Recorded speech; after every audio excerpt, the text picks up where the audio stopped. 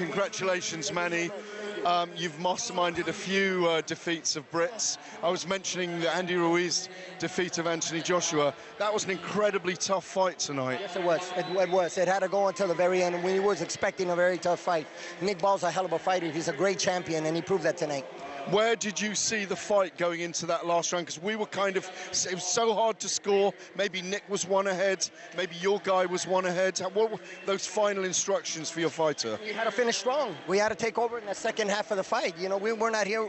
They weren't going to do us any favors. You know, we're on the B side. We understand that. And you got to do more to become a world champion. They did that tonight. There was some commotion in the ring afterwards. One of the team was celebrating a little bit too hard. What happened?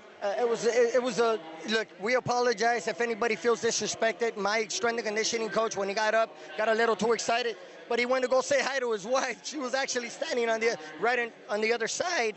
She wasn't waving on anybody. She was, you know, hey, his wife, and people took it the wrong way and felt like, you know, they felt disrespected, and I apologize for that. And listen, this isn't my first time fighting for a world title, and normally these type of things don't ever happen. It never happened to me. So if anybody feels disrespected, the fans, I've always said this.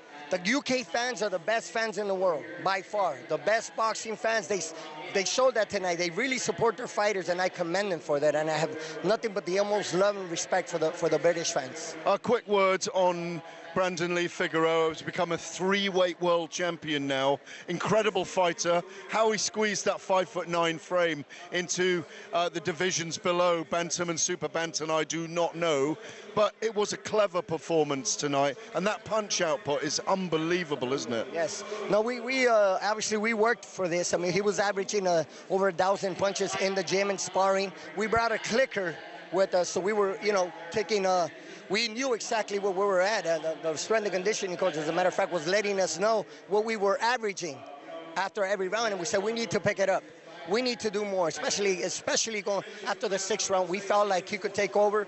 We felt like Nick Ball had his mouth open, had a busted nose, was grasping for air. So that was a sign for us to finish strong. Was it such a good fight that we could see a rematch? Absolutely. He gave us an opportunity. We would be more than willing to give him an opportunity. Would he have to come to the States to do that? No, that's up to the promoters. I mean, I don't make the rules. I follow the rules. So nothing but the utmost respect, and he definitely deserves for us to give him a shot. He gave us a shot.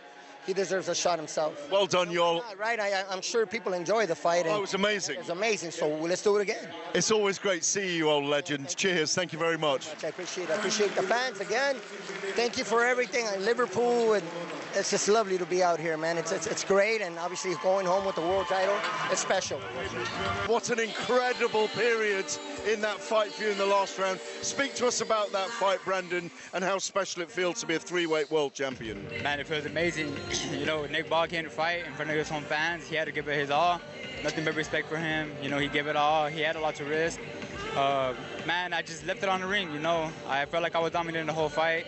I felt like he was coming back in the middle rounds, but then I finished it strong. Did you feel going into that last round then you didn't necessarily need to win, even though Manny Robles told me that he wanted you to finish strong? Yeah, you know, I felt like I was in control, dominating. I was pretty relaxed, calm, cool, collected. But he said, go out there and give him more, kid. And I said, all right, I'm going to give him my all. And I caught him with that short left hook, and I hurt him. Where do these incredible punch kind of volumes come from? Were you punching your way out of the cot as a child or something? Yeah, you know, me and my brother, older brother Omar Figueroa Jr., we've always had a great engine.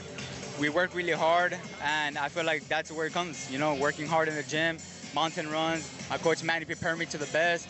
We were throwing over 1,000 punches, sparring 12, 14 rounds even in the gym against tough opponents. Big shout out to Andrew Sosa and Veneno, my sparring partners, and I was literally throwing over 1,000 punches. We were talking about Nick Ball winning tonight and chasing a fight with Noya Nui. Are you after that fight as well? Of course, you know, the best of the best. I want the best of the best. Carrington, all the world champions at 26, let's get it, baby. You broke some hearts tonight, heartbreaker. Congratulations on a great performance. So thank you so much. Big shout out to the Liverpool fans. Nothing but respect to you guys. Nick Ball, once again, tough, great champion. And I just came out here and showed you guys what I'm about, and hopefully you guys fell in love with my fighting style. Thank you, brother.